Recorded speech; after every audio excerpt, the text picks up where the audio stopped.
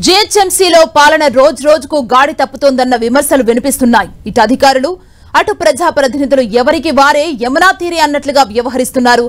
ఎన్నికల కోడ్తో ఇప్పటివరకు సమస్యలను గాలికి వదిలేసిన అధికారులు వర్షాకాలం మొదలు ఎక్కడ వేసిన గొంగలి అక్కడే అన్నట్లుగా వ్యవహరిస్తున్నారు. దీంతో నగరవాసులు తీవ్ర ఇబ్బందులు పడుతున్నారు. వర్షాకాలం మొదలైనప్పటికీ జీహెచ్ఎంసీ అధికారుల్లో ఇంకా చలనం రావడం లేదు. పాత దుర్ఘటనలు ఇంకా మదిలో మెదులుతున్నా అధికారులు మాత్రం కిమ్మనడం లేదు. దీంతో బల్దియాలో పరిస్థితి అతి దారుణంగా తయారైంది.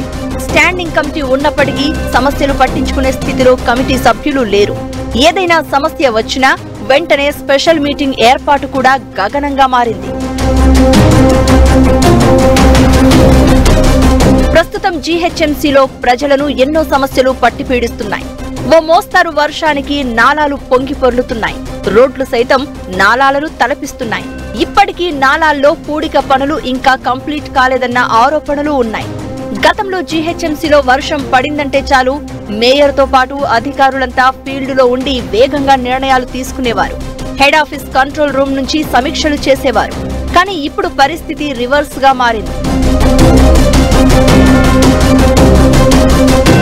జీహెచ్ఎంసీ హెడ్ ఆఫీస్ లోని అదనపు కమిషనర్లు, జోనల్ కమిషనర్లు కార్యాలయాల నుంచి కాలు బయట పెట్టడం లేదనే విమర్శలు వినిపిస్తున్నాయి. క్షేత్రస్థాయి అధికారుల పరిస్థితి కూడా సేమ్ టు సేమ్. కింది స్థాయి సిబ్బందికి ఫోన్లోని ఆదేశాలు జారీ చేయడం మినహా సమస్యలను పట్టించుకునే తీరిక వారికి లేదని విమర్శలు వినిపిస్తున్నాయి. ఇంకేముంది, నగరంలో సమస్యలన్నీ పేకమేడలా పేరుకుపోయాయి.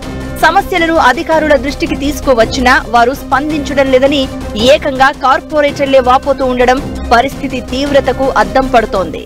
నాలా పనులు ఎక్కడైతే జరుగుతూ ఉన్నాయో అక్కడ ఆగిపోయినటువంటి పనులను వెంటనే ఫాస్ట్ గా చేయడం, సేఫ్టీ మెజర్స్ తీసుకోవడం, నాలాలో డీజిల్టింగ్ చేయడం, శానిటేషన్ లో ఇంపార్టెంట్ ఆస్పెక్ట్స్ మీద దృష్టి పెట్టడం లాంటి ముఖ్యమైనటువంటి అంశాలపైన వెంటనే చర్యలు చేపట్టాలని పదే అధికారులకు మొత్తుకున్నప్పటికీ సర్కిల్ స్థాయి నుంచి కమిషనర్ గారి స్థాయి వరకు కూడా అనేక మంది వివిధ స్థాయి అధికారులకు పలు రిప్రజెంటేషన్లు ఇచ్చినప్పటికీ పదే మొత్తుకున్నప్పటికీ కూడా నిమ్మకు నీరెత్తినట్టు ఈ అధికారులు వ్యవహరించినారు. 1 కోటి మందికి పైగా సేవలందిస్తున్న గ్రేటర్ హైదరాబాద్ మున్సిపల్ కార్పొరేషన్ లో పాలనను మళ్లీ గాడిన పెట్టాల్సిన అవసరం ఎంతైనా ఉందని ప్రభుత్వాన్ని కోరుతున్నారు నగరవాసులు.